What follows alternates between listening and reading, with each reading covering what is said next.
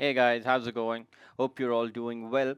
So we've recently introduced the topic of objectives for a business, and we've seen that it's used by all businesses to create focus, create a plan of action, and give the business and all its employees a target to work towards. And we introduced it through the use of this pyramid, which is called a hierarchy of objectives. And we learned that everything starts at the tip of the pyramid, where the company, the owners, the entrepreneur would have a long term aim, a vision of where they want to see the future. And in order to achieve that, they will also write down a mission statement, which will comprise of the core purposes of the business. Today's focus in this video is going to be about these two, the vision and the mission of the business. So, a mission is a goal that a company would set itself in the now. The task that it has it at its hand, the purpose that the company is there to serve, and the focus that it has, the things that it has to do in order to achieve its long-term goal. So, mission is defined by a mission statement that all businesses will write up, which will contain the business's core purpose and providing focus to all the employees in the organization. Now, a mission statement needs to have three characteristics. One, it should inform all stakeholders what the business is all about, what the core purpose is. Two, it should be motivating for the employees. And three, it should contain all the main functions of the businesses within a short statement. Now, that's the real difficulty here when your business has to write up a mission statement, that it has to explain the entire purpose of the business, yet it has to be small enough for anyone to look at it at a glance and figure out what the business is all about.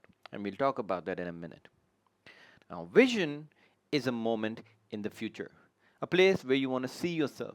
And a business will define that through a vision statement, which will contain the place at which the visitor would like to see itself in the long term.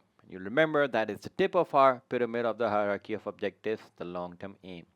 So, a statement that would like to inform everyone what the organization hopes to achieve in the future. Now, these are two statements that are normally not very long. They are 3 to 4 lines, and it has to contain these two important pieces of information. One has to have the entire mission defined, and the other has to have the entire vision defined. So let's see how some businesses use both of these to explain to their stakeholders what they're all about.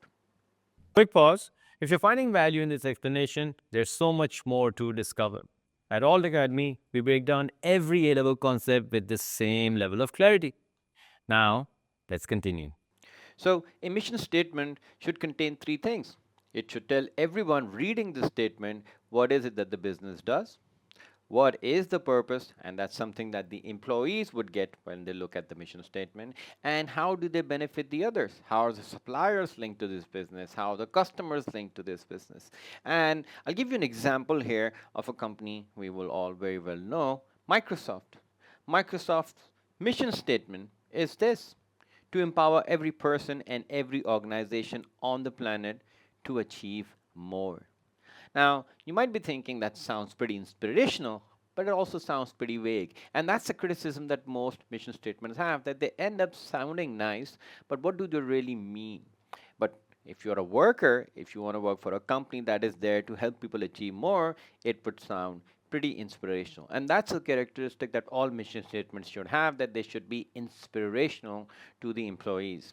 And not only that, it should stimulate interest from all the interested parties. So your stakeholders like customers should know the product that you're selling, and if it is that they like, they should come and give you the revenue for it. Your suppliers should know if they have to supply to you, what kind of company you are, what sort of raw material would you need. The government would have an idea about what the business is trying to achieve. So everyone related to a business has an idea of what the business is all about and what are they doing in the now through the mission statement.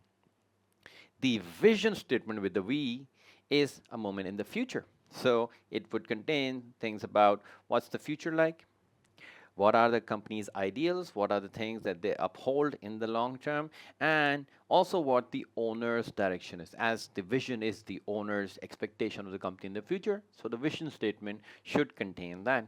And if I could show you the vision statement of Microsoft, it goes something like this: to help people and businesses throughout the world realize their full potential. Now, again, sounds pretty inspirational. They want to be someone who can be relied on by everyone if they want to achieve their ultimate goal, right? Now, anyone within the business reads this, they know that there is a sense of purpose there. They have something to work towards to help people achieve their maximum. And it is also something that will help a company define its culture, how the people behave within it, the ethics that they have. And whenever new employees come in, they're supposed to blend into the corporate culture. And for Microsoft, the corporate culture seems to be that we want to help everyone achieve their full potential. That is the difference between mission statement and a vision statement. And I see that you must be thinking, well, aren't these two quite similar? And that's a criticism that these two statements have, and I want to talk about that next. Now, a criticism that mission statements and vision statements have is that they can end up just sounding nice and pretty woolly and very generic and not really containing much about what the business is all about. For example, if I didn't tell you that those two were the mission and the vision statement of Microsoft, you could have guessed that could be any company. We want to achieve everybody in all organizations to achieve their full potential. Well, it doesn't tell you anything about tech, it doesn't tell you about computer, it doesn't tell you about anything about the founder. So there's nothing really obvious from these statements, yet they are important because it must inform everyone what the company is all about. And more often than not, companies forget about it, and it simply ends up being something that hangs up on the wall in the office. It looks nice, people look at, until unless you're acting upon it, until unless these are actionable, there are strategies built around it. Where if you're going to help people achieve their full potential, how are the workers going to be trained to help those people achieve those potentials is something that should be thought of.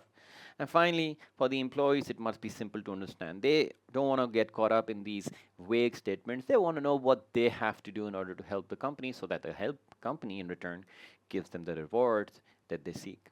So, a mission and a vision statement will be used to define the very top of our hierarchy of objectives. Where is it that the company is going, and what is its purpose and the focus for the foreseeable future? And these two are then followed by the corporate objectives, which we're going to discuss next. Now that that's taken care of, head on over to altacademy.org to watch the rest of our A-Levels business videos. Over 60,000 students have already taken the leap. What are you waiting for?